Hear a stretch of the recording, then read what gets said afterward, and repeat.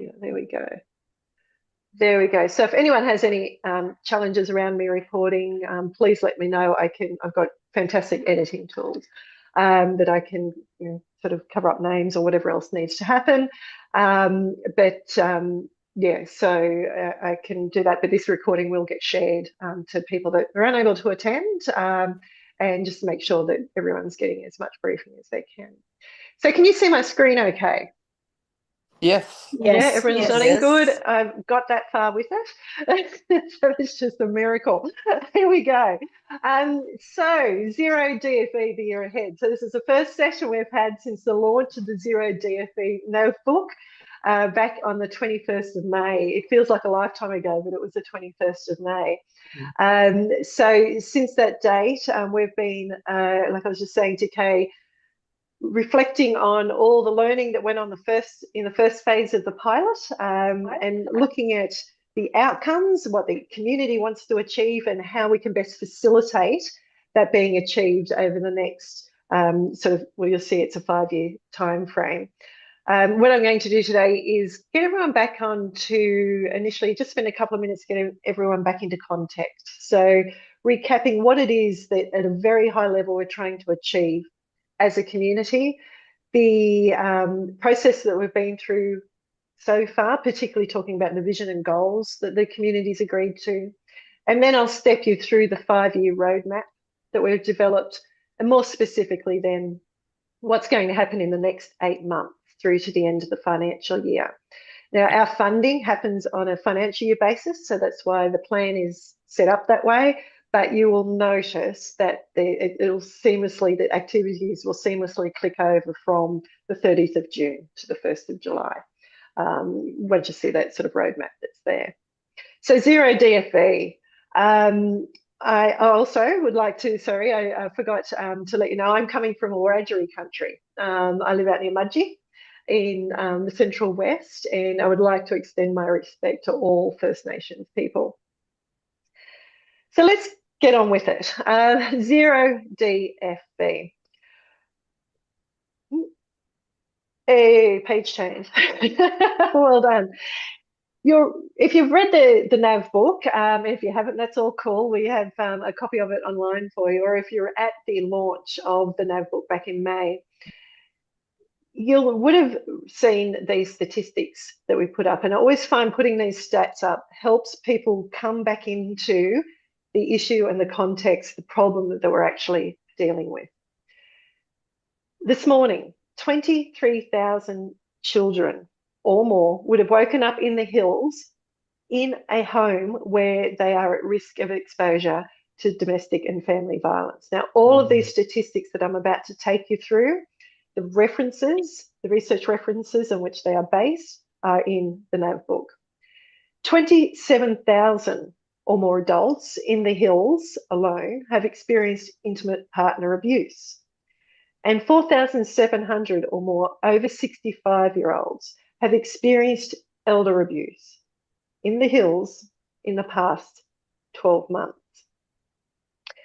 When I first started volunteering and working as a volunteer in primary prevention, working on solutions for preventing domestic and family violence, there was a statistic that got me going in that first instance, and that was the 1 woman a week being killed by a current or former intimate partner. I heard that statistic back in 2013. I'd never heard of it before. It came up on my radar, and it has led to everything that's unfolded since. Back then, they used to use and they still do, many people use the metaphor of an iceberg to describe the scale of the problem that we're dealing with and the nature of the problem of domestic and family violence. The iceberg analogy was that there's a tip that we can see. Largely, the problem is unseen within the community. In the years since, I've kind of found that there's some really significant limitations to thinking about the problem as an iceberg, because an iceberg is really slow moving. And unless your middle name's Titanic, you have time to get out of the way of its path as it moves through. An iceberg also has really defined edges. It might be massive, but there is a clear edge between the ice and the water. And that doesn't exist within domestic and family violence. So the analogy or the metaphor that I use now is of floodwaters, a catastrophic flood that is moving through our communities and takes out everything that is within its path. Anyone standing in its path, any homes in its path, it will impact and potentially destroy. The floodwaters are made up of our beliefs, our attitudes, and our behaviours that's creating those floodwaters. Now, traditionally, up until this more recent years around domestic and family violence, the focus has been on response and recovery to save lives. We have been developing services and facilities to pull out people from those floodwaters, get them to safety, and then help them recover. Those services have been woefully underfunded. It's like we're sending in 2 or 3 SES or RFS or Army people to address a problem of a catastrophic scale. But also we know that response and recovery, while incredibly important to save lives, won't stop the flood and trauma from happening in the first place. That requires a different set of strategies. But it's the challenge that we're taking on as a community is to work out how we can stop those floodwaters causing trauma within our community. Like I said, that requires a very different set of strategies. And that's the Zero DFV prevention framework. There are 4 pillars to it. And again, this is described in more detail in the Zero DFV Navbook. The first one is caring communities. We need the whole community to understand that we can get to Zero DFV, that they have a role to play, and to understand the facts of domestic and family violence in the Hills and feel empowered to take action to create change. 2 is respectful relationship normalisation. There's already a lot of great work going on with respectful relationship education in our schools, but we recognise that we need to expand that across our entire community. So whether it's in sporting clubs, at home, at work, and just out in the broader community, respectful relationships behaviours need to become normalised. 3 is focusing on raising self-esteem, to raise the levels of self-esteem across community, because we know people with healthy self-esteem are more empowered to reject abusive behaviours that might be directed toward them. People with healthy self-esteem tend to not to need to dominate and control other people. But also, people with healthy self-esteem are more open to learning, adaptation, and change, which is what we all need to go through in order to get to Zero DFV. And finally, we need early support familiarisation. We need that early warning system. So if that flood is coming in our direction, we know about it and we know how to get out of the way of it. So those are the 4 pillars of the Zero DFV strategy. They've been around for a couple of years. They've been bouncing around in my head. And then late last year, Castle Hill RSL group came to the fore and said, let's pilot this in the community. Now, one of the biggest challenges of the community implementing this strategy has been fragmentation. As I go through those 4 pillars, you'll know that there's already quite a bit happening around the community that relates to those 4 pillars. Across, councils doing their bit, our wonderful community groups that we've been talking to have been doing their bit. We've had marches, we've had the police, we've had all sorts of the faith communities have been doing their piece. But it's been fragmented. People have been working in their little silos and not necessarily with a comprehensive strategy behind them. So the whole point of the work we've been doing is to bring together that effort in a united, unified plan in order to get to Zero DFV. Our job is to facilitate that process and to provide that pathway for the community to do the work. It's called community-led primary prevention. So back in, can you believe it was February, March this year, again, feels like a lifetime. We conducted a community survey. We held a series of community workshops from which the Navbook, the Hills Zero DFV Navbook emerged. Now that is, like I said, online. Either if you haven't had a chance to look at it, send me an email. I'll send you the link, or at the end of the presentation is a QR code that you can scan in order to access all of that. And the two pieces in that Navbook that I really want to draw attention to today is the vision that the community set for itself. This came initially from the research, then we socialised it in the workshops, drafted what people were talking about, and then the participants signed off on this vision. And that is, by 2030, respect for relationships are valued as a cornerstone of life in the Hills community. Now, that alone won't get us to zero DFV, but it will be a major step forward in the right direction. So again, there's a lot more explanation of that in the Navbook if this is the first time that you're seeing it. In order to get to those to that vision, the community were provided with a list of 16 suggested goals, and then through the research and also through the community discussion, those 16 suggested goals were prioritised down to 3 goals that the community thought we really needed to work on to get to that vision. The first one is to ensure that counselling and support services are accessible across the community. That goal 2 is to upskill the community to recognise and respond to the early signs of abuse and violence. So again, that red flag system, the early warning system that we need to get in place. And third is then to implement respect for relationship education programs across the community.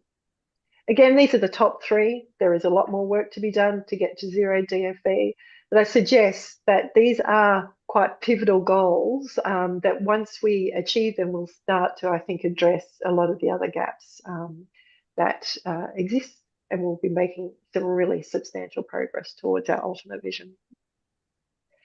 So that's where we got to by May 21. We then needed to, which is great, we've got vision, goals, big step forward, but that doesn't get us anywhere, right? We now needed to now start looking at how do we embed that into the community, how to actually get the work done that's required to be able to achieve these goals that will then achieve the vision.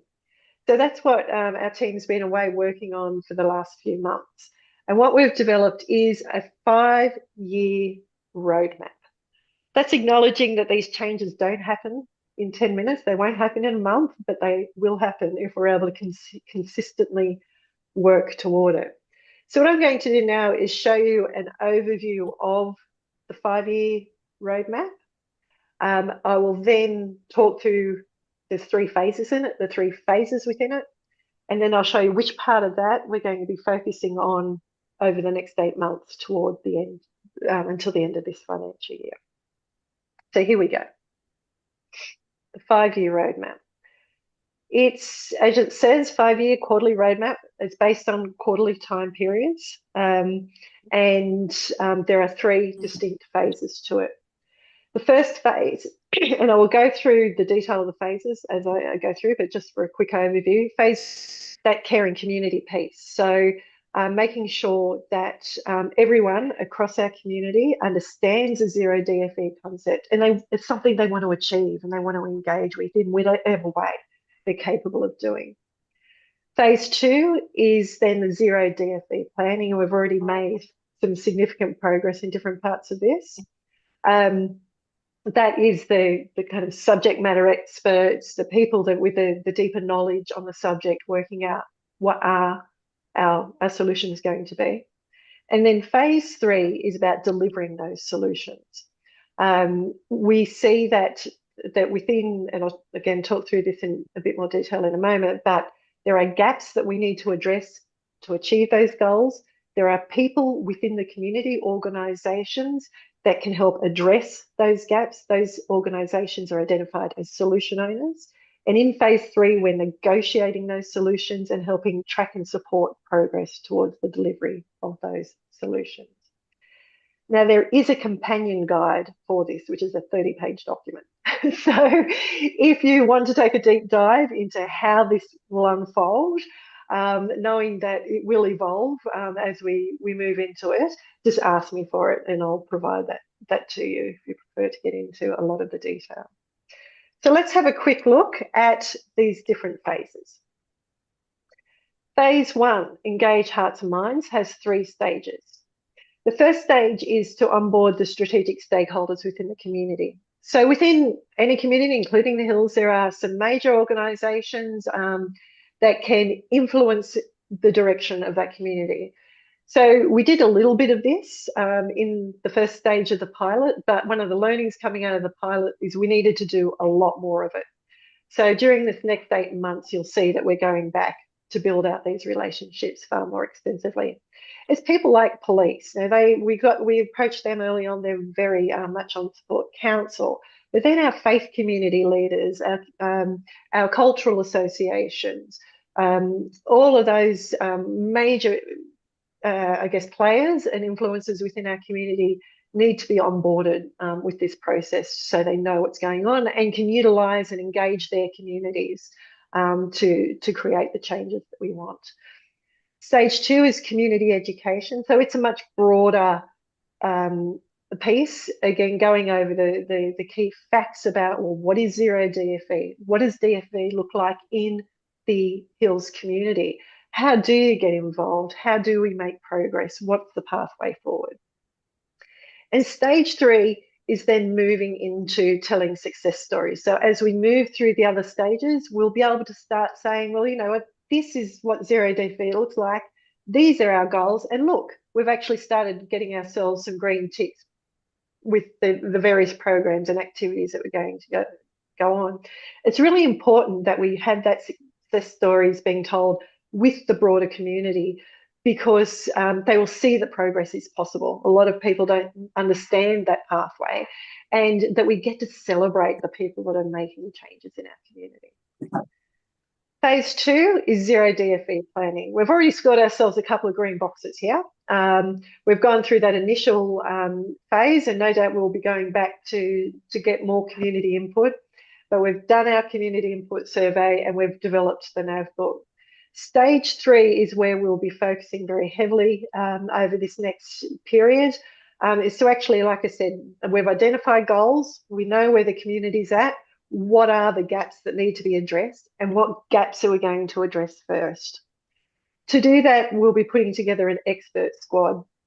So a goal squad, a group of people who have subject matter expertise around this, and we will be looking for a good diversity of people from every corner of community to do this, so that they can, again, all the gaps, there will be a lot of gaps there, but to focus effort and make sure we're working in a coordinated manner, we will ask that group to identify, say, the top 3 gaps, work on them in phase 3, address those, come back, pick up the next gaps off the list and keep working at them. This group will also be responsible for doing the annual strategic review. So having a good thorough look at everything that's going on, and is it genuinely moving us towards zero DFV, our goals and our vision, or are there other ways that we need to be working together?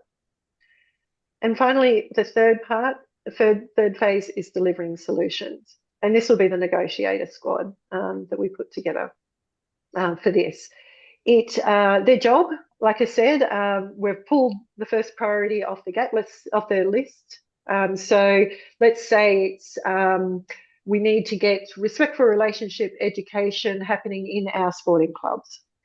We agree that that's the top gap that needs to be addressed as part of our third goal.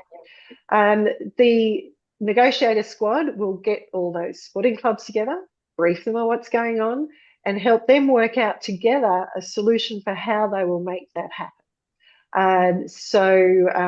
Will they bring more programs in? Are they already doing things that they don't know about each other doing? Those sorts of conversations. Coming out of those negotiations will be a memorandum of understanding that we will then support and track the progress of to ensure the success of that solution. So that's the big picture and the detail of the 5-year quarterly roadmap. And obviously those phases 2 and 3 continue going through years 4 and 5 until that goal is reached, until our mob up here, the expert squad, do that annual review and go, you know what, we're convinced, tick, that goal has been achieved. And then we can start that cycle again. Through all of this, like I said, that phase 1, our amplifiers squad is out there engaging with community, letting community know what's going on, educating the community and being that voice back out into community. So fantastic. So that's the big picture. Where we are heading for, there we go, through to 30 June. So there's obviously a huge amount of work to be done. And again, it's one of those points where it's easy to feel very overwhelmed with the amount of work that needs to be done. So we also need to focus effort because we have a limited amount of budget and resource as a result. We believe that the main thing that we really need to push over these next 8 months is that community education piece. We've been very quiet on the community front, on the broader community front, while we're working things out in that early pilot phase, but we feel like we've got enough solid content now to take it out into the community and be able to answer the community's questions. So the focus area where we'll be putting about 60% of the effort through to June 30 is to introduce the term Zero DFV to community and have those multiple touch points for people to become familiar with the term, its meaning, key facts, and pathway ahead. Our second focus area, as you probably picked up, is then around about 30% of the effort in the coming months will be on the prioritised gaps piece. We feel like we need to get the community warmed up and understanding it before we go into that prioritised gaps piece, just to also make sure we've got all the coverage that we need from the community in our expert squad. And they will be going into that period of using their collective expertise to develop a long and a short list of gaps. And finally, focus area 3. There's still a lot of work for us to do behind the scenes to get, we're in the process of recruiting a community facilitator that will be based in community and continue to develop the infrastructure, the technology systems and all those sort of things that we've been bootstrapping largely at this stage to support all of this going on. So the activity schedule, what does that look like? So let's break it down more and more into detail. Focus group area 1, the community education. So October, we're developing promotional tools. So what we mean by that is there's posters, there's social media tiles getting developed and also open to discussion around what might you need. And that'll be some of the work of the Amplifier Squad. There is a new website coming that is being created by Castle Hill RSL Group that will be dedicated to Zero DFV. At the moment, we're sort of tucked away on their website. We're actually going to pull the creating one for us that sits separate, which is brilliant because it'll make all the resources and information much more accessible. And we'll hold the first Amplifier Squad meeting on the 30th of October. So if you've not joined that already, then please let me know and I'll add you to it. From November to December, we'll begin sharing content. So again, social media tiles, etc., that will help people understand that we can start getting this out across the community. And that will be some of the work of the Amplifier Squad to help make that happen. CHRG are going to fund a paid social media campaign and also an in-venue campaign. So when you go into the Castle Hill RSL group, well, Castle Hill RSL, I should say, over that period, you'll actually see the Zero DFV messaging up on all their big screens as part of that rotation. And on the 27th of November, we'll bring all the Amplifier Squad back together, reflect on what's working, tweak what's going, and get moving again. In February to May, we'll continue those monthly Amplifier Squad meetings and support. So during meetings, between meetings, I should say, we're on the phone, email, etc., helping. And also those strategic stakeholder briefings and onboarding will happen during that period. Then coming into June, we will start scoping out a community survey. We want to do a benchmark survey of community attitudes to find out where they're at and give us some data to track over time. And then we'll have a 2-hour, probably in venue reflection and review session and plan for the following financial year. So across that, start having a think about what you might like to be involved in, but also, do you have any events, campaigns, or activities coming up that we can support, we being Zero DFV, and just help you out with getting the word out and getting the community engaged? And also, are there any groups or organisations where you would like us to come and present Zero DFE, particularly if that organisation hasn't been involved with the process to date? We're more than happy to do this sort of presentation around what is Zero DFE and the strategy. In focus area 2, prioritised gaps, that will mainly kick off from January. So it's a 4-month period, more intense work with the expert squad. So January we'll be promoting it much more widely to make sure that we have got good community representation, and then roughly fortnightly meetings during February, March and April. Again, they'll be like this, half-hour online meetings to scope out processes, to come up with agreed actions, to get out there and do some of those actions. I'm sure there'll be some research and fact-finding that needs to go on. And then coming into April, we will... Sorry, Kirili. Yeah. Just, I have to drop off in a second. Oh, I see. Yeah, sure.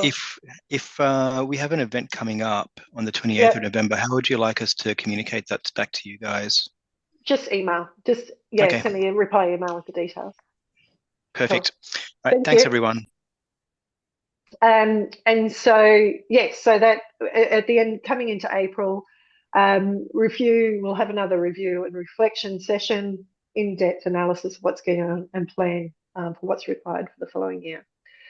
So on that front, if you know any subject matter experts that need to be involved, then please let me know. Let them know and get involved. They're brilliant. Oh gosh, we're right on 1:30. Here we go. So your next steps. Again, these are suggestions, serving suggestions. If you haven't had a chance so far, read the Hills Zero DFV Navbook. If you haven't been involved in the process at all, have a read of that. And I am more than happy to jump on an individual call with you to talk you through it and talk you through the process to date.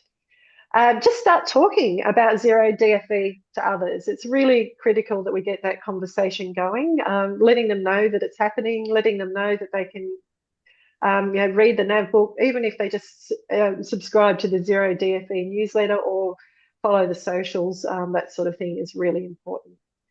If you have the opportunity, join the Amplifier and Expert squads. Quite a few people already have. You can, again, just flick me an email and say, I'm really keen on the Amplifier squad, or can you double check that I'm in the Expert squad, that sort of thing. We're here to help. Read and share the Zero DFV newsletter. That will become a monthly occurrence toward the end of each month. So please share it widely. The content is there to be shared. Like I said, if you've got any events or activities coming up that we can support, send us an email, send me an email, and we can chat about it. But also be really interested in knowing, what do you think your next steps should be? We've been looking at this from what we understand of the community and what people have asked for, but you're a very different set of eyes. So if there's things and opportunities that are ideas that are pinging, then please let us know about it. And again, we'll do what we can to support that. Like I said, the Hills Zero DFV Navbook is available if you scan that QR code or clickcollab.co/the Hills. It currently takes you to the CHRG website, or my contact details there. Please just email me, phone me, whatever you need to at any stage. So with that, I will stop sharing and I'll open it to questions. And thank you for your time, and anyone else that needs to drop off. It's really appreciated.